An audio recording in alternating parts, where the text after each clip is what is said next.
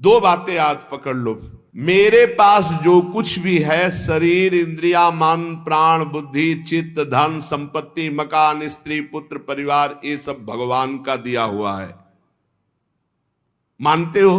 अंदर से देखो, भगवान का ही दिया हुआ है। ये भगवान की दी हुई वस्तु मैं भगवान को समर्पित करता हूं। तो दीयम वस्तु गोविंदम तुभ्यमेव समर्पये। हे भगवान, आपके द्वारा दी हुई सब कुछ, नाथ सकल संपदा तुम्हारी, नाथ सकल संपदा तुम्हारी, और मैं सेवक समेत सुत नारी। और रात दिन भगवान का भजन करने की चेष्टा करो। राधा राधा राधा। बहुत कठिन है संसार से मुक्त होना। दो पद्धति में एक तो स्वीकार करना पड़ेगा, या ज्ञान योग और या भक्ति योग। तो भक्ति योग बहुत सरल योग है। इसमें सब साधन भगवान को और सब करण भगवान के है, बस इतना समझना है। सब करण भगवान के हैं, चाहे इंद्रियां हो, चाहे अंतःकरण हो, चाहे पदार्थ हो, बाहर भीतर जो कुछ श्री भगवान की रचना। और मैं भी भगवान का हूं, भगवान का अंश हूं। तो मैं सहित सब कुछ भगवान को समर्पित और भगवान का नाम जप, इस जन्म में पक्का भगवत प्राप्ति हो जाएगी। ज्यादा समझने की जरूरत नहीं। ज्ञान में तो बहुत बहुत समझने की जरूरत है। अगर उसमें चूक हुई तो दूसरा बचाने वाला नहीं, इसमें बचाने वाला है। करो सदा तिनके रखवारी, जिम बालक राखे महतारी। युक्ता कर्म फलम त्यक्त्वा शांति मापनोति नैष्ठिकीम, अयुक्ता काम कारेण फले सक्तो निबध्यते। जो योगी है वो फल का त्यागी होता है, कर्म का त्यागी नहीं। कर्म जो आया उसको किया और फल वो भगवान को समर्पित कर दिया। कर्म भी भगवान को समर्पित कर दिया। पर कर्म त्यागी का मतलब मैं ये कर्म क्यों करूं जब मुझे फल की आकांक्षा नहीं। नहीं, कर्म करना चाहिए। गृहस्थ में हो तो अपने अपने धर्मानुसार जो आपको कर्तव्य कर्म मिला है, विरक्त हो तो अपने अपने धर्मानुसार जो आपको कर्तव्य कर्म मिला है। भगवान ने कहा मेरे लिए कोई कर्म नहीं, फिर भी मैं कर्म करता हूं। सबको कर्म करना चाहिए, पर कर्म फल में भगवान के ऊपर उसको समर्पित कर देना चाहिए। कर्म फल में समान भाव रखना ये योगी का लक्षण है, और कर्म फल में वो कर्म अभिमानी पुरुष का लक्षण कि ये फल मिला, नहीं मिला तो अश्रद्धा हो गई, अशांति हो गई। लेकिन जो योगी है वो सुख दुखे समय कृत्वा लाभा लाभो जया देव। चाहे हानि हो, चाहे लाभ हो, चाहे जय हो, चाहे पराजय हो, चाहे सुख हो, चाहे दुख हो, उसमें समान भाव रखता। क्यों? कर्म फल की आशा ही नहीं की। हमें तो केवल कर्म करने का आदेश था, उसको कर्म किया, शास्त्र सम्मत, फल तो भगवान को समर्पित है। कर्म करना और कर्म फल की त्याग वृत्ति रखना तो तत्काल शांति प्राप्त होना शुरू हो जाएगी। देखो कितना आनंद है। हम कर्म फल चाहते ही नहीं, हमें करना है, हमें भजन करना है, हमें साधन करना है, हमें अपने अपने जो कर्म है वो करने, वो फल की तरफ भगवान देखे। जोई जोई प्यारो करे सोई मोई भावे, अभी शांति। युक्ता कर्म फलम त्यक्त्वा शांति मापनोति नैष्ठिकीम। जितना जलन, जितनी अशांति फल को लेकर के है, कर्म को लेकर सावधानी नहीं है, फल को लेकर है। फल में बोले अब हमें भगवान से श्रद्धा हो गई तो तुम्हारा ही पतन होगा, भगवान का थोड़ी वहां कुछ होना, तुम्हारा ही पतन होना है। सकाम मनुष्य कामना के कारण फल में आसक्ति हो जाती है, इसलिए वो बंधता है, जलता है, दुर्गति को प्राप्त होता है। देखो, संचित कर्मों के अनुसार प्रारब्ध बनता है, और प्रारब्ध के अनुसार मनुष्य का जन्म होता है। और मनुष्य जन्म में जो नए कर्म होते हैं, नए कर्म संस्कार बनते हैं, वो तुरंत उठकर संचित में चले जाते हैं। भोगना तो प्रारब्ध ही पड़ता है, शुभ और अशुभ। कर्म फल की आसक्ति त्याग कर दो तो संचित भी भस्म हो जाएंगे, और नए कर्म संचित में जाके जमा नहीं होंगे, और प्रारब्ध भोगकर भगवत प्राप्ति हो जाएगी। प्रारब्ध भोगना पड़ेगा, ये कमर कस लो। ये जो तुम्हें कह रहे हैं कि हम नष्ट कर सकते हैं छूछा से, भगवान बोल रहे हैं, जगत गुरु बोल रहे हैं, हम नहीं बोल रहे हैं। प्रारब्ध भोगना पड़ेगा, अवश्य में भोक्तव्यम कृतम कर्म शुभाशुभम। भूल भुलैया में मत फंसो। तुक्का जम जाता है कभी कभी। तुम्हारा प्रारब्ध अच्छा आ गया और तुम हमारे पास आए, तुम्हारा काम बन गया, बोले बाबा से काम बन गया। बाबा से काम नहीं बना, तुम्हारा प्रारब्ध काम बना दिया, तुम्हारा पुण्य काम कर गया। जो कर्म फल की आसक्ति का त्याग कर देता उसके कर्म भस्म हो जाते, भुने हुए चने के समान, फिर बीज नहीं देते, फिर वो बंधन कारक नहीं होते। जैसे भुना हुआ चना है, अब ना उसमें अंकुरण होगा, ना पेड़ होगा, ना उसमें बीज होगा, जड़ से खत्म हो गया, अब उसमें कोई सत्ता नहीं। तो जो कर्म फल की आशा ना रख करके केवल भगवत प्रीत्यर्थ किया जाता है, वो उसे बांध नहीं सकता, उसे जन्म मरण में नहीं पहुंचा सकता। नहीं तो चाहे शुभ कर्म हो, अच्छा कर्म हो या बुरा कर्म, उसे जन्म मरण में फंसा देगा। कर्म फल 4 प्रकार के होते हैं। एक होता दृष्ट कर्म फल, और एक होता अदृष्ट कर्म फल, और एक होता प्राप्त कर्म फल, और एक होता अप्राप्त कर्म फल। दृष्ट कर्म फल कहते हैं वर्तमान में किए जाने वाले नए कर्मों का फल जो तत्काल प्रत्यक्ष मिलता दिखाई देता है। जैसे कीर्तन किया आनंद मिल रहा है, सत्संग किया आनंद मिल रहा है, कोई भूखा है अपना भोजन पवा दिया तत्काल आनंद मिल रहा है, कोई अपने लिए पदार्थ लेने जा रहा, देखा बीमार है उसके पास दवाई की व्यवस्था नहीं, चलो आज हम भूखे रह जाएंगे, पैसा बीमारी में दे दिया, उसमें लगा, तो जो हृदय शीतल हुआ वो दृष्ट कर्म फल, इतना महान कर्म कि तत्काल आनंद प्रदान करता है। और अदृष्ट कर्म फल वर्तमान में किए जाने वाले नए कर्मों का फल जो अभी तो संचित रूप से संग्रहित होता है, आगे जन्म में मिलेगा जाकर के। जो तीर्थयाटन है, दान है, पुण्य है, बहुत प्रकार के ऐसे कर्म है जो अभी आपको नहीं अनुभव में आ गए, वो आगे आपको प्राप्त होंगे। और प्राप्त कर्म फल जो पूर्व के कर्म फलों का प्रारब्ध बन करके आ गया है, शरीर प्राप्त कर्म फल है, प्रारब्ध जैसा वैसा शरीर, वैसे ही कुल में जन्म, वैसे ही धनवान, संपत्तिवान, अनुकूलता प्रतिकूलता, ये प्राप्त कर्म फल है। पूर्व में जो कर्म किए उससे जो प्रारब्ध बना है वो पहले से निश्चित हो चुका है। अप्राप्त कर्म फल प्रारब्ध कर्म के फल रूप में अब जो आगे आने वाला है, ये भविष्य में मिलने वाले सुख दुख है, जो अप्राप्त कर्म फल है। प्राप्त कर्म फल हो चुका, शरीर ऐसे कुल में जन्मा, शरीर ऐसा है, ऐसा ऐसा धन संपत्तिवान माता पिता मिले या निर्धन मिले, या जैसे अनुकूल प्रतिकूल परिस्थिति जो वर्तमान में मुझे मिली, ये प्राप्त कर्म फल। और जो अब आगे आने वाली है अप्राप्त कर्म फल, ये प्रारब्ध बड़ा भयानक है जो आगे आने वाला है। इसे भयानक को बड़ा मृदुल किया जा सकता है भजन के प्रभाव से, नष्ट तो किया जा सकता है पर भगवत प्राप्ति नहीं होगी। फिर पूरा झोंकना पड़ेगा इसी प्रारब्ध मिटाने में भजन को। प्रारब्ध भी हम भोग ले और भगवत भी प्राप्ति हो जाए, तो भजन से प्रारब्ध जो 100% आपको दुख देने वाला है वो 10% आके भुगता के 90% नष्ट हो जाएगा, 10% भोगना पड़ेगा और चला जाए। भजन का बड़ा प्रभाव होता है। 12 वर्ष का गलित कुष्ठ 24 घंटे में भुगता के चला गया। 12 वर्ष कहां और कहां 24 घंटे। भजन से अप्राप्त कर्म फल को, जो आने वाला प्रारब्ध है, उसे रोका जा सकता है, उसे कम किया जा सकता है, उसे मिटाया भी जा सकता है। पर जो भगवत प्राप्ति करना चाहते हो मिटाने में नहीं फंसते, वो उसे भोग लेते हैं और भगवान की प्राप्ति करते हैं। ये 4 प्रकार के कर्म फलों में दृष्ट और अदृष्ट ये क्रियमाण है, और जो प्राप्त और अप्राप्त कर्म फल हैं प्रारब्ध के अधीन है। दृष्ट कर्म फल आग्रह नहीं रखना, मिलने पर प्रसन्न या प्रसन्न ना होना। अदृष्ट कर्म फल आशा रखना, प्राप्त कर्म फल में ममता न करना, मिलने पर सुखी दुखी ना होना। अप्राप्त कर्म फल मिट जाए ऐसी आशा न रखना, ये भक्त के हृदय में होता है। चारों प्रकार के कर्म फल भक्त के हृदय में कोई प्रभाव नहीं डाल सकते। जब उपासक ये देख लेता है कि मैं करता नहीं है, वो मुक्त होने लगता है। इतने जादू का तमाशा है, समझ लो। गांठ लगी ही नहीं, गोस्वामी जी कह रहे जड़ चेतन ही ग्रंथि पड़ गई, यद्यपि मृषा छूटत कठिनाई। है ही नहीं बंधन, पर छूटना बड़ा कठिन है। बस इतना समझ लो कि बंधन ही नहीं है, पर छूटना बड़ा कठिन है।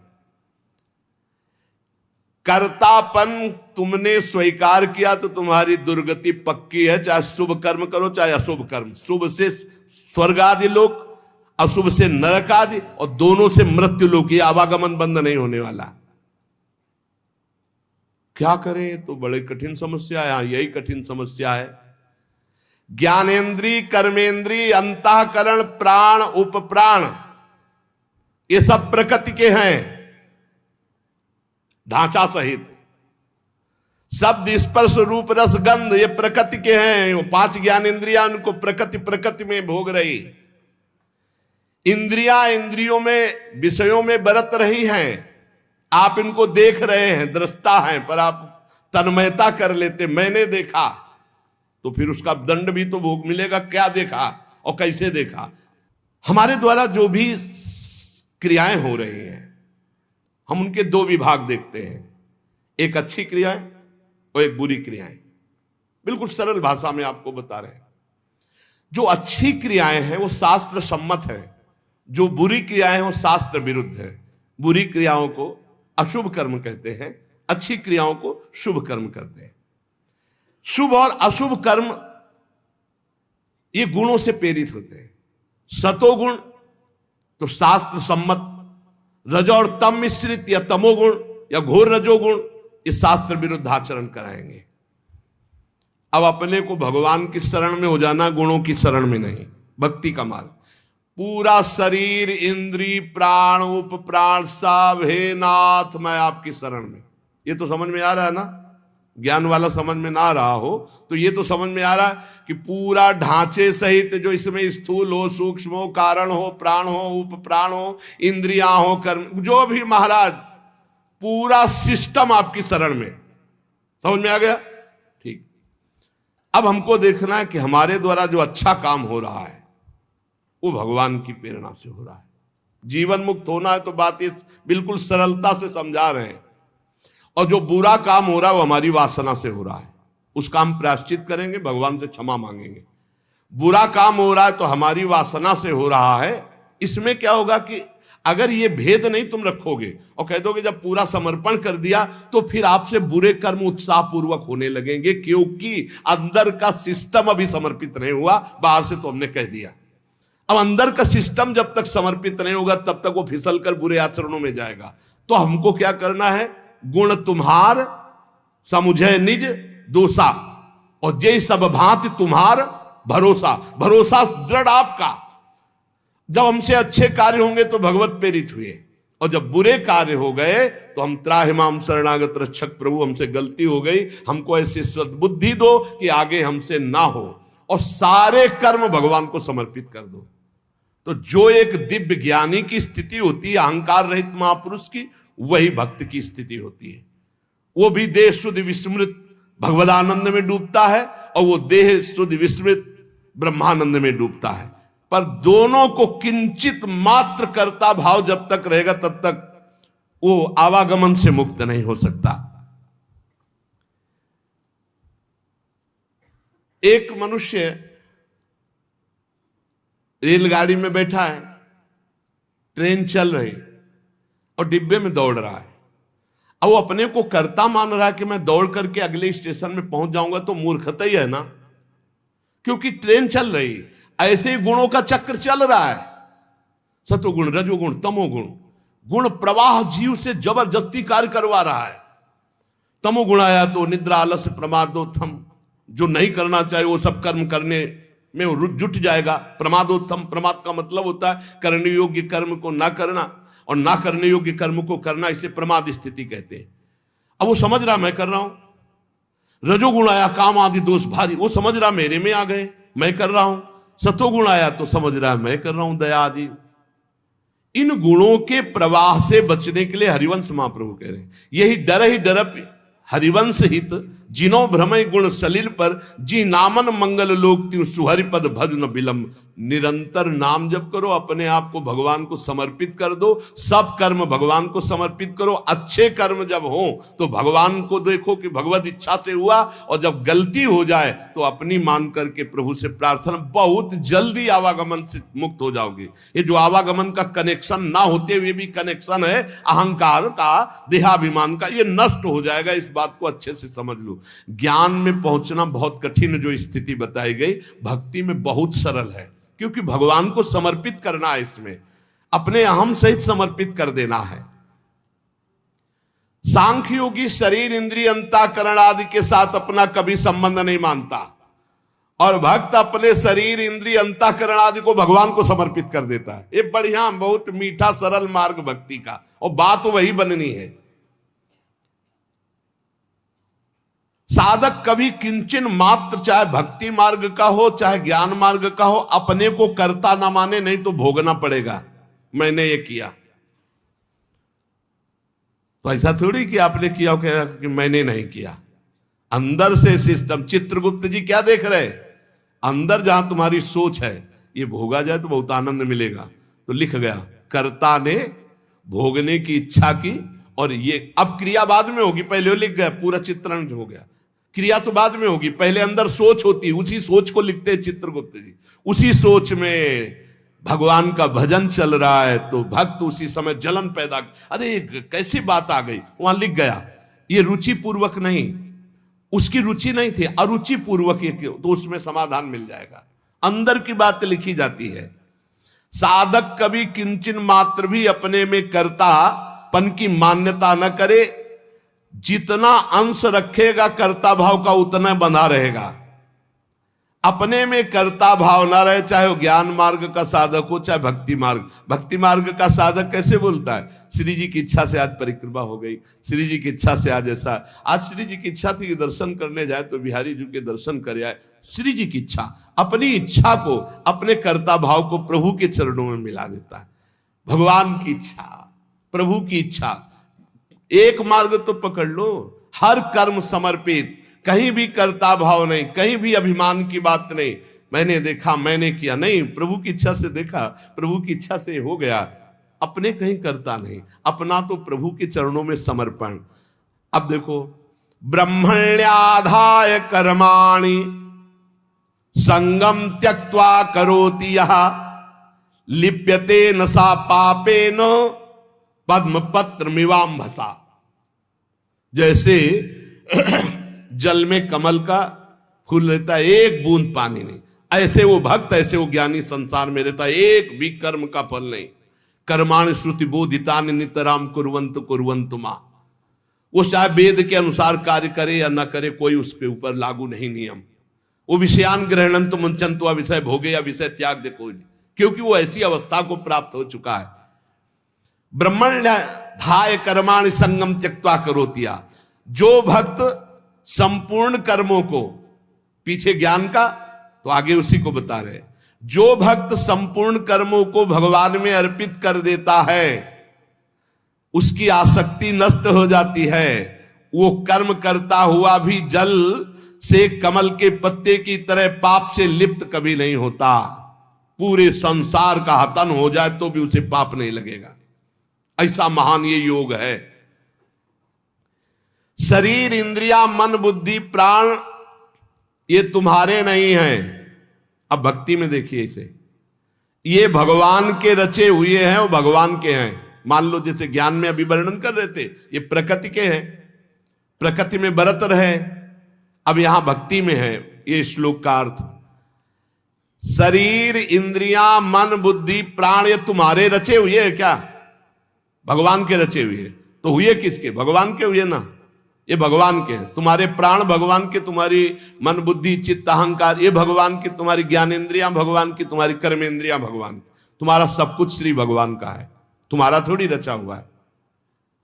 माना ये अपने नहीं है, ये श्री भगवान की रचना है, श्री भगवान के हैं। कौन कौन?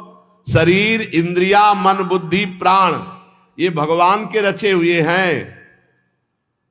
तुम्हारी रुचि से होता तो तुम तो और सुंदर रचना चाहते, और बलवान चाहते।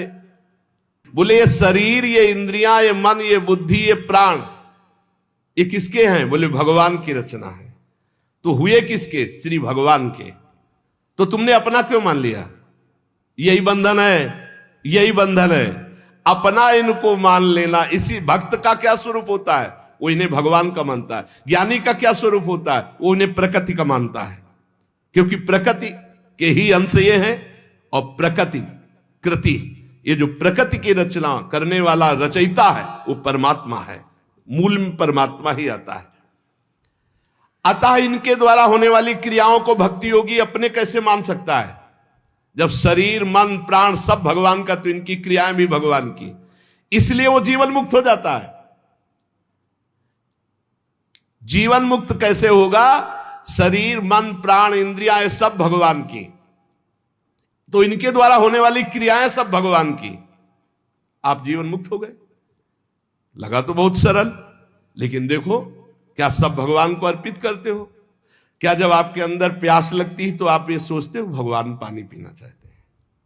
जब आपके अंदर भूख लग रही, मेरे हृदय में बैठे हुए भगवान पाना चाहते हैं। जब आपके अंदर विकारात्मक भाव है, तब आवे कि ये दुष्ट कहां से दुर्वासना दबी रह गई, अभी ये भगवान की नजर में नहीं पड़ी, इस हृदय में कहीं दुर्वासना, हे नाथ हे करुणामय इस दुर्वासना को हटाओ, ऐसे भक्ति में चला जाता है। ये सब भगवान की, सारी क्रियाएं भगवान की, तो आप कौन है? आप भी श्री भगवान के। हो गया काम। शरीर इंद्रिया मन बुद्धि प्राण सब भगवान के, इनकी क्रियाएं भगवान की, और मैं भी भगवान का, मुक्त हो गए। जितना बचा के रखोगे उतना ही तुम्हारा बंधन कारक है।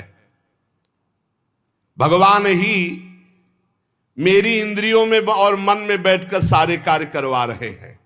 भक्त ये देखता है। अब ये जो पापाचरण करने वाले हैं ना, ये बात सुनेंगे ना, तो ये भी ये बात उसमें ले जाएंगे कि भगवान ही तो हमारे मन, गीता में लिखा है मन और इंद्रियों में बैठे, तो तुम समर्पित कहां हुए? तुम तो अहंकार की धरा में हो। अहंकार में काम क्रोध लोभ मोह मद मत्सर ये दोष रहते हैं। यही बिना गुरुजनों के समीप बैठे शास्त्र समझ में नहीं आता। शरीर आदि वस्तुएं अपनी ना थी ना है ना रहेगी। कैसे? तुम्हारा अधिकार है शरीर पर? कुछ अधिकार नहीं। एक रोम अभी झरना चाहे ना, वो झर जाएगा, दोबारा लगा नहीं सकते। बेमतलब में अहंकार किए हो, मैं ऐसा कर सकता हूं, मैं ऐसा। शरीर आदि वस्तु, शुद्ध ज्ञान शुद्ध भक्ति दोनों श्लोकों में भगवान ने जीवन मुक्त होने के लिए बता दिया। शरीर आदि वस्तुएं अपनी नहीं, प्रत्युत मिली हुई है भगवान से अपने को। किस लिए? सत्कार्य करने के लिए। सत्कार्य करने के लिए। सरकारी गाड़ी बंगला है, ये सरकार का काम करने के लिए मिला है। ये कुछ दिन के लिए मिला, फिर छीन लिया जाएगा। ना ये पहले था तुम्हारा, ना बाद में रहेगा, बीच में दिया गया, छीन लिया जाएगा। ये केवल भगवत प्राप्ति के लिए मिला है। भगवत प्रीत्यर्थ दूसरों में भगवान की भावना करके सेवा करो, इसलिए मिला है शरीर।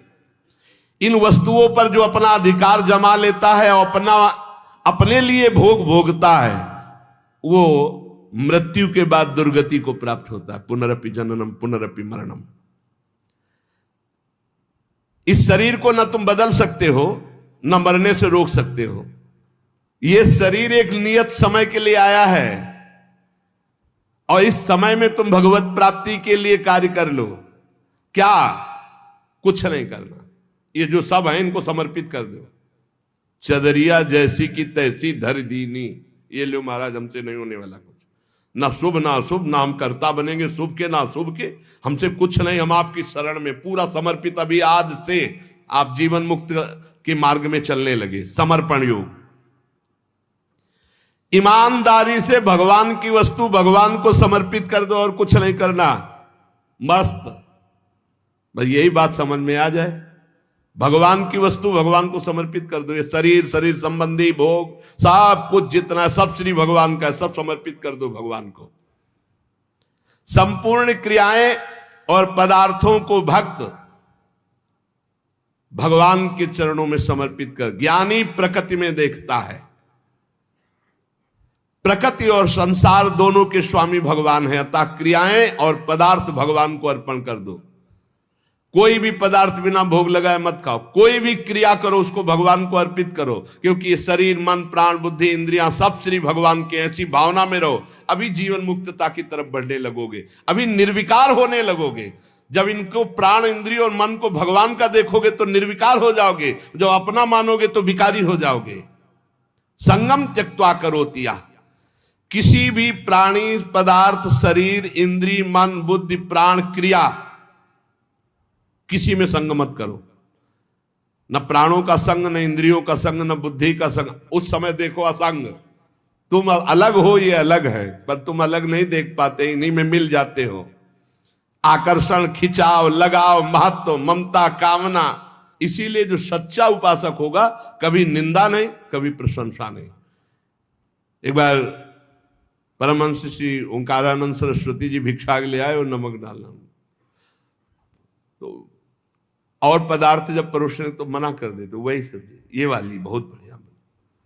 और जब जरा सी बची थी, बाद में बोले इसमें तो नमक नहीं। गए, कहा स्वामी जी आज आपने जानबूझ के और कोई पदार्थ ले, वही पदार्थ उसमें तो नमक।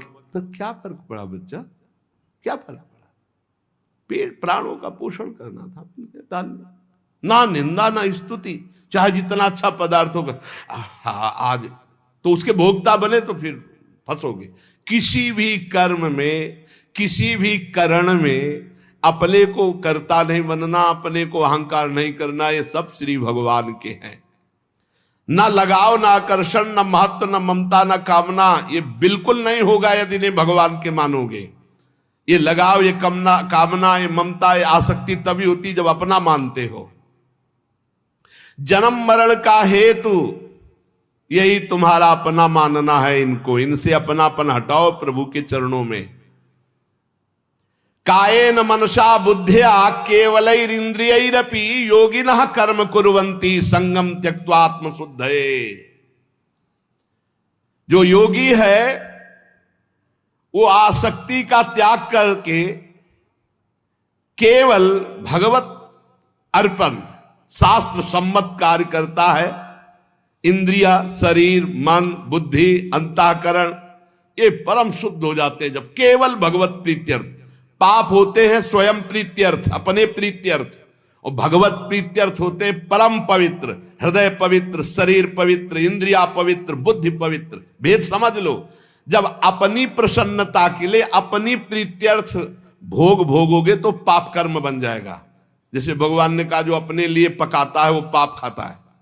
अपने लिए जो करोगे, अपने लिए सुख लेने की भावना करोगे, उससे निश्चित पाप बन जाएगा। और जो शास्त्र सम्मत भगवत प्रीत्यर्थ करोगे तो शरीर पवित्र, मन पवित्र, बुद्धि पवित्र, चित्त पवित्र। उसी पवित्रता में अनुभव होता है चेतन अमल सहज सुख राशि अपने स्वरूप का। आसक्ति का त्याग करके केवल ममता रहित, इंद्रियों सहित शरीर, मन, बुद्धि, अंतःकरण ये भगवत प्रीत्यर्थ कार्य करे तो तत्काल इनकी शुद्धि होती है। और वो शुद्ध हो महापुरुष विविध प्रकार के कर्म करता हुआ भी अगला जन्म उसका नहीं होता। सब कर्म भस्म हो जाते हैं। जिनको साधारण मनुष्य कहते हैं वो शरीर, इंद्रिय, मन, बुद्धि से कोई भी कार्य करने के पहले एक संकल्प बनाते हैं, ध्यान रखना, और उसमें कर्ता बनते, मैं करूंगा। और जब कोई भक्त करता है तो भगवान की प्रेरणा देखता शास्त्र सम्मत है कि नहीं। भगवत प्रेरणा से ये कर्म हो रहा, इस कर्म में शास्त्र आज्ञा है कि नहीं। हाँ है। तो इंद्रिया, मन जो उसमें बर्ताव कर रहे हैं वो सब भगवान के हैं, प्रेरणा भगवान की, और कार्य का फल भी भगवान को समर्पित। वो जीवन मुक्त हो गया। आसक्ति का त्याग करना बड़ा कठिन है। शरीर आसक्ति, इंद्रियों में आसक्ति, मन में आसक्ति, बुद्धि में आसक्ति, चित्त में आसक्ति। इस आसक्ति का ही त्याग होता है सत्संग से। संगम त्यक्त्वा, ये जो संग त्याग, आसक्ति त्याग है, ये सत्संग से होता है। रोज धैर्य पूर्वक जैसे सत्संग सुन रहे हो तो इतना तो दिमाग में आ ही रहा है अब कि मैं शरीर नहीं हूं, मेरी इंद्रियां, बुद्धि, मन, प्राण ये सब भगवान की रचना है। और भगवान की रचना से जो भी हो रहा है वो भगवान की रचना प्रकृति में हो रहा है। मैं व्यर्थ में फंस रहा हूं अहंकार करके, भोक्ता भाव करके। नहीं अनुभव में आ रहा पर सुनने में तो आ गया। पहली बार ही सुना हो तो ये शास्त्रीय शब्द अंदर जाएंगे, व्यर्थ नहीं रहेंगे। इसलिए उपासक को चाहिए कि भगवान की प्रसन्नता के लिए शास्त्र सम्मत कर्म करे, कर्म फल भगवान को समर्पित कर दे, निरंतर नाम जप करे तो इस कर्म की झंझटों से बचकर भगवत प्राप्ति हो जाएगी। नाम जप और भगवत समर्पण ये दो शास्त्रों में बहुत जोर की बात है। जो कुछ मेरे पास है मैं सहित भगवान को समर्पित, नाम जप, सब ठीक हो जाएगा। बुद्धि ठीक हो जाएगी, मन ठीक हो जाएगा, कर्म संस्कार मिट जाएंगे, भगवत प्राप्ति हो जाएगी। नाम संकीर्तनम यस्य सर्व